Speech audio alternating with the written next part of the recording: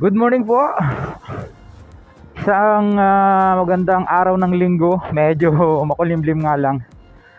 Whew. Nandito po tayo sa Tagaytay. Ayan na. At kakanan tayo dito sa Mahogany Highway. Opo, nasa Tagaytay tayo. At nakakatuwa dahil napakalamig pa ng simoy ng hangin dito. Anyway, ngayon nga po pala ay February 11. Yung bypass route, alternate route yan po to Batangas Alfonso. Ayan. Nagawa na natin yan ng vlog dati. February 11 mga kabayan. Ang oras po natin ay 8:30 ng magandang linggo ng umaga at makulimlim. So napakalamig po dito. Samantalahin nyo na yung pagkakataon. Bago mag-summer. Oo, nangangatog ako. Grabe. Ba't ganun ano? Sa amin dyan sa Binyan medyo mainit na eh. Anyway, ang sadya po natin ay bibisitahin po natin yung isinasagawang project dito sa Mendez Junction, yung flyover nya. Yun po yung kung isi-search nyo siya sa Google, yun po yung inyong makikita, Mendez Junction flyover. Pero siguro para mas madaling matandaan ng tao, nilagay na lang dyan Mendez flyover. Ayan, magmula rito natatanaw na po natin yung mga crane, saka yung equipment na pinambubutas ng lupa. At maganda na, umay po kasi agad, no? Sa bagay 2 months na po yung nakalipas nung una tayong nag-vlog dito. Ayan, oh, ganda. Hinto muna tayo sandali, no? Dito sa may magandang area. Dito lang sa kabila. Hanap lang tayo ng magandang location para kung tingnan natin kung makakuha tayo ng aerial shot. Yes.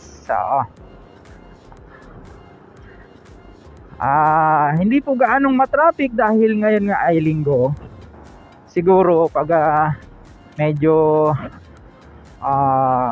weekdays saka rush hour, ay expected nyo na talagang matraffic dito. Ganda na pala agad ng development, stay tuned po mga kabayan.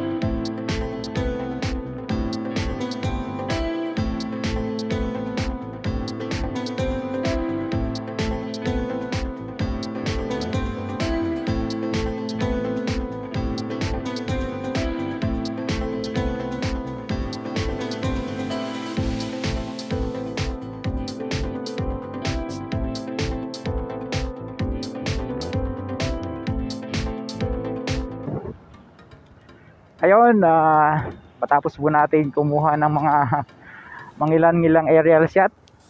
Salamat po doon sa may tapat ng tindahan ating pong pinwestuhan. Shoutout po sa inyo. Thank you so much sa inyo pong pagpayag na tayo ay makapagpalipad ng ating drone at makuhanan po natin siya ng aerial shot.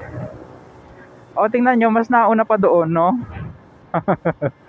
Ito po yung naunang ginawa. Kung matatandaan nyo yung unang vlog natin, dito po siya.